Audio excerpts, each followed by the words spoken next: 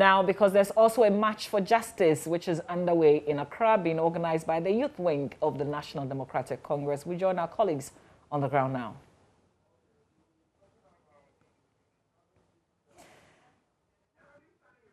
The Ministry of Defense, I must say I'm right by 4 police officers who are standing still waiting for the large crowd of NDC supporters and sympathizers who are taking part in this demonstration. They are, of course, as we know, from about 10 a.m. in the morning, the NDC youth wing has been leading a demonstration protesting what they call the current state of insecurity. But it's mainly geared towards the shooting of 2 persons, the shooting and killing of 2 persons during the protest of the death of Ibrahim Mohammed, a.k.a. Kaka. The protest started at the Accra Mall from 10 a.m. They've been walking less than 5 kilometers, I must say, from the Accra Mall through to the Ministry of Defense where we are now. The initial destination is Jubilee House, where a petition will be presented to the presidency, after which the contingency will move forward to Parliament House, where a petition will be presented to the House. We understand that this is one in a series of activities that the NDC intends to embark on in protest of what they term as the current state of insecurity, Mamabi. All right, so that's Daniel Datsi. Gifty Ando Apia is also on the ground. Gifty, where exactly are you and what is happening? The Jubilee House. We just passed the Defense Ministry. The Johnson has said who has just taken the lead. But because of the protesters continue to pour in. And they're enjoying quite a lot of support.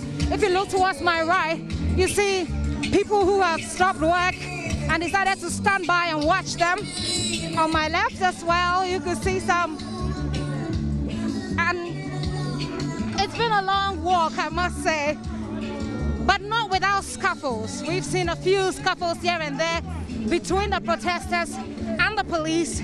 We have not seen any sort of reaction that is harsh. We've seen that the police has been engaging the protesters. Even when some of them tried to, throw a few words around, they were quite calm. We're hoping that will perhaps be some of the scenes you see so that there is no chaos that cannot be controlled. Even as we make our way gradually to the Jubilee House at the moment. So this is the NDC's protest that they say is against military and police brutality. They say they're calling for justice for any human being who has been killed in the course of the week, in the course of the months. They're saying it is against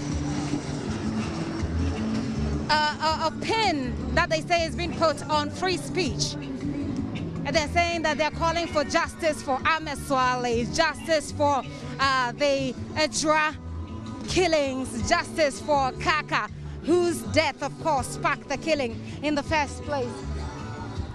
But scores of the protesters keep coming. I have scores of them right behind me, many more of them in front of us as we gradually progress towards the Jubilee House. We can speak to some of them and see how the walk has been for them, what they expect when we get to the Jubilee House. Sir, what's your name? Yeah, my name is Don Podo. Don Podo, where are you coming from? Yeah, I'm coming from New Age. I'm a secretary branch, Block Factory B.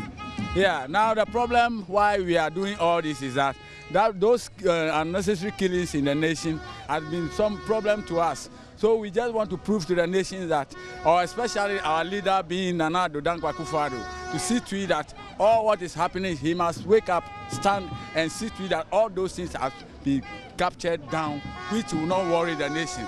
Because when they are killing soldiers, when they are killing policemen who are to guide us, then what about we, those in the nation who are not having anything? So we are begging Nana Addo Dankwa Akufo-Addo, the president, to sit up or to stand up and see to the situation. Otherwise, it will worry us very, very, very bad.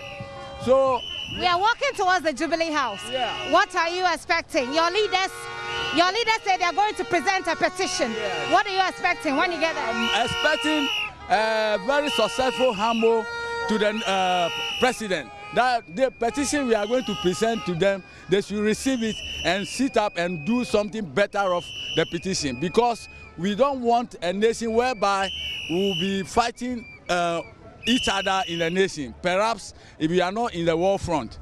So the president to sit up, because he has been our father now. Now I'm quoting a quotation to the president today. The president must treat to this quotation, Proverbs 12:1. Proverbs 12:1. Proverbs 12:1 says, anyone who is being advised, who doesn't want to take an advice is a fool. That is what the proverb says. So I'm quoting this quotation to them. All right, thank you very much, Mr. Kodo. Mr. Kodo is one of the protesters who has just been talking to me. And I want the cameraman to just turn around so you take a look at where we are and the people in front of us. You could see more of the people now taking the turn around the Lands Commission, and they're making their turn all the way towards the Jubilee House. So those are those who have taken the lead already, and more of them coming as you see them come. We'll try to talk to some of them. Initially, when we got to Opebia, there was a bit of a scuffle because at the time the protesters had refused to use the agreed route. The agreed route was for them to use all the way from Opebia through the Stambik Heights. You want to speak? Through the Stambik Heights. And they didn't want to use that route, but the leaders came through and they managed to understand each other to move ahead. Right. So what's your name? Well, I will not want to disclose my name for the time being. Okay, you're making a point. You wanted JoyNews to carry out a point. What is it? Go ahead. Exactly so. Well, my name is Very Caps, actually. And I mean, you are here yourself, and this is a classic, demonstration of our dissatisfaction and disappointment in this governance and in this government. And so we are out on the street here today because we think that there's no future left for us as far as this government is concerned. And it's important that we make the government know that we are unsatisfied and we are not happy with how it is governing this country. There's no more freedom of expression, and people cannot just even speak up their minds, because speak your mind and you'll be a target. And so we've had to come out on the street here to let the president know that there are still people in the country who still have conscience. There are still people in the country who are still rational. There are still people in the country who can separate the lies from the truth. And so he's told us enough lies. And so we have come out here today and want him to know. We may not have the opportunity to be at his office to let him know that these are some of our grievances. But by this, and by this placard, it's a message we are sending to the president. And so his placard says, "Yet Sikaso, Sikano Wohin." Indeed, it is on record. The president said that. You know, you unfortunately have a government that has burned. I mean, since he took off, we had a public debt of 122 billion, and now we have 300 billion plus. And this is the same government that told us that it was never going to be engaged in borrowing. You know. But here we are today. I mean, but my dear, a lot of the time, one question I ask myself is that, are you also not feeling the heat? A lot of the time, you are behind the cameras. You are the one interviewing us. Are you not feeling the heat? That every single now and then, fuel prices are going up. Are you not feeling the heat? Don't you have a voice too? Won't you let the government know that we are tired of this oppression? That's enough is enough. That the government should know. That is right about time. That they made things right. Okay, I'll come to you. I want to find out. Merit. You don't get job on merit. You don't get nothing. Nothing is moving technically. Nothing is moving in this country. I want to ask you what your expectations are as we go towards the Jubilee House. Let me talk to your brother here and then come back to you. Tell us your name. Yeah, my name is Wahab Muhammad. This instance, madam, we are in trouble because we don't know what is going in our country. Everything's, you mean, I don't have to, we don't know how to say it. Even they are killing our brothers, fighting each other, and our leaders, they won't help us. What do you want to see? No, instance, we want improvement, good improvement, because our economy is very poor. Okay. Our economy is very poor. Okay. We want to see peace too. All right. Thank you very much. What is your name? Okay. What is your name? I'm a person mechanic. Sister Ghana, you need peace back. You need a hotel back. Oh, break out through. Sister school fees, client mean to school fees. Want to mean to Janet, you pay peace. You pay peace. I go for say one village, one dam back up on way. What's this Ghana? Yet the Sika Pem so accommodate. And now the Sika rent a plane. Sister plane now, Johnny. And I hear police form back idea cry a coom. Soldiers form back idea ye coom. And to see I am one away. I go for Adona Bawomia, Omumpie, Omumpe being country and I akumanto ye. Yeah, bro, madam. Yeah, bro. So essentially what she's saying is that the soldiers who are supposed to guard us are killing us. He says the police that are supposed to guard us are being killed. He says there's hardship in the economy, there's hardship in the system, we can't pay our school fees. And she says that, like others who have spoken to us, they want a change. Let me talk to this lady as well here. What's your name? My name is Meg Frimpong. Me about 3 years in the accountant on Yadumanya, I go for good banks. Says I am a Bruno Mukukumomo. Oh my God, I need peace. None of you to be woman. I also from not about to be woman, Umbra, no woman. Yeah, says a Ghana. I saw quality square one. Ghana square one. So she says that her son is having a difficult time sustaining or getting a job, not to talk of sustaining. And he says, she says, we're suffering, or the people in the country are suffering, and now the president should sit up. One of the things that many of them here have been saying. I just want the camera to just give you an about 10 look of the people ahead of me. There is still a lot more behind me. Sir, tell us your name. Where is your name and where are you coming from? Honorable Joseph Kwame Kuma, MP for Kintampo North. Okay, you've come all the way from Kintampo North and we walked all the way to this place. We're heading towards the Jubilee House.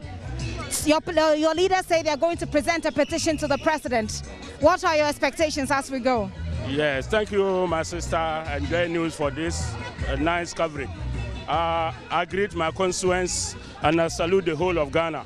I salute all the youth who are fighting for fixing of the country. I salute all who are out and they mean business. My dear sister, security is the first thing that the Constitution guarantees for freedom of association, human rights and everything. So if people associate themselves with the media, with Fix the Country, with other associations, and instead of calming down nerves, ours is shoot and kill. At the end, if I don't join, I don't know when my constituents, when a Kintampo born boy is going to be shot and killed. If I don't join the demonstration, I don't know when they are going to kill my people because they are everywhere. One may be in Ejura, you can't tell. And when the bullet is being shot,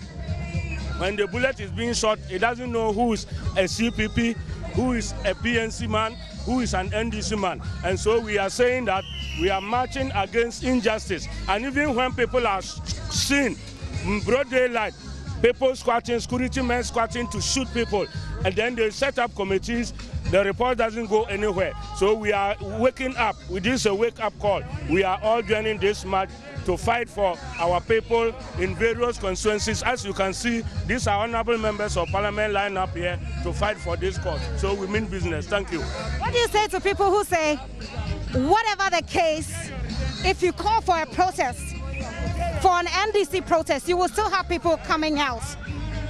It doesn't necessarily mean that that times are hard. It doesn't necessarily mean that people can't live in peace anymore. But it's because people believe in the party, so if the party calls for demonstration, people will show up anyway. Well, if one is to say that, then means that person has never been affected. His family member has never been affected. My constituent, a young man, was just going about his normal duties from school to the house. Then a stray bullet caught him when police were to arrest some people in the area. Since just the day before yesterday, his daddy called me and said when they did the postmortem, they said it was a police bullet. Up to now, no justice for the person. Can you imagine that? So if anybody should say, after all, it's a demonstration and if they call, people will come, they can say that.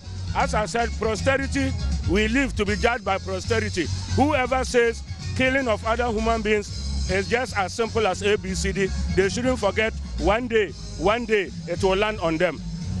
Thank you very much, sir.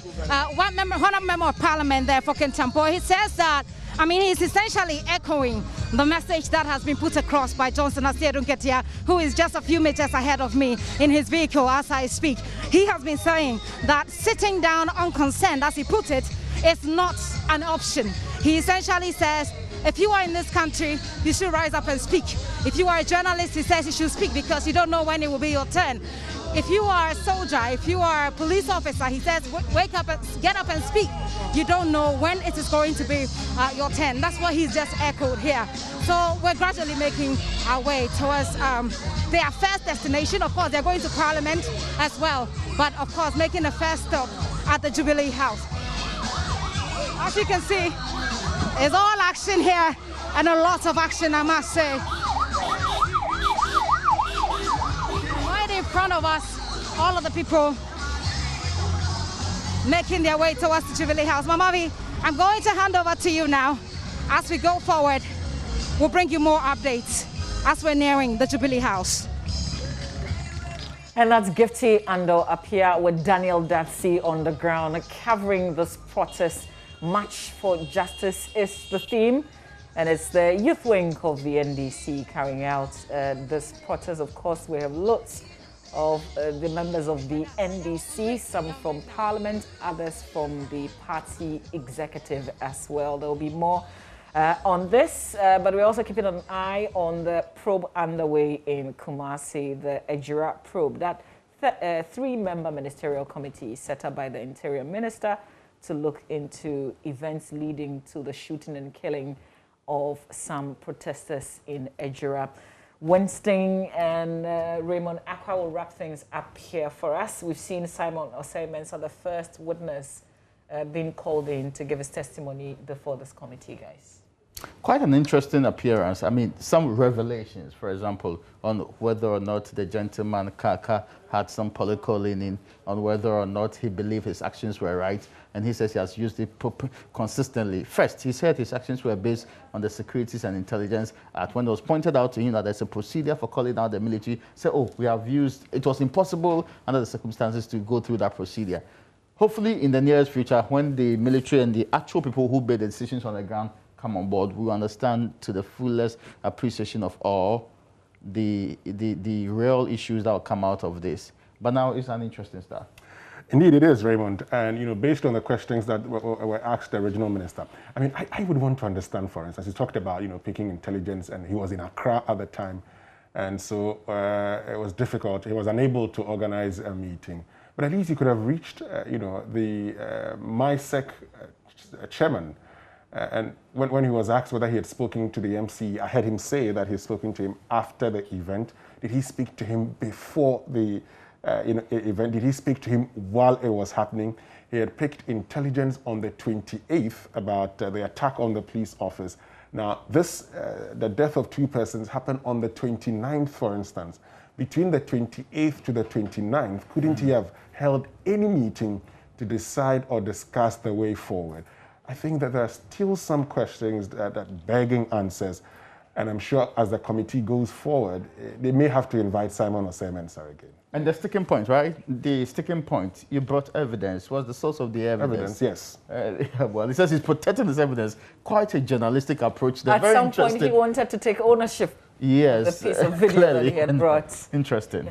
Yeah, but there's also the issue of either compelling people or appealing, you know, to them to volunteer to come before the committee. Before this committee, we heard about the fact that they didn't have enough legal powers to get people to come before them. And it looks like we're beginning to see, because they were practically pleading with the regional minister to get the person who shot the video to come before them, even in camera. At some point, the National Reconciliation Commission told former President Rawlings, we can actually subpoena you to come before us because we have the powers of the High Court to do so.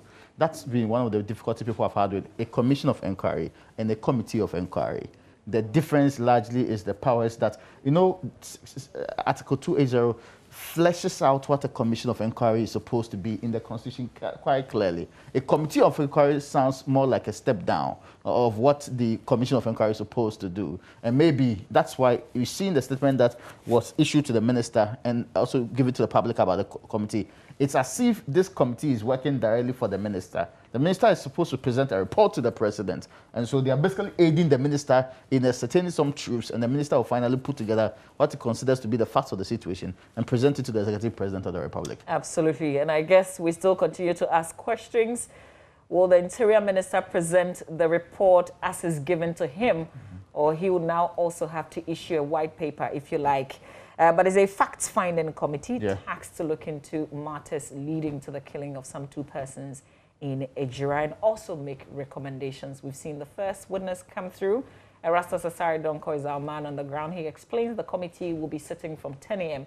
to 4 p.m. So there's a lot to share with you here on Joy News. For now, we thank you for your company. My name is Mama Vioso Abuaji here with Raymond Akwa and Winston Amoa. Bye for now.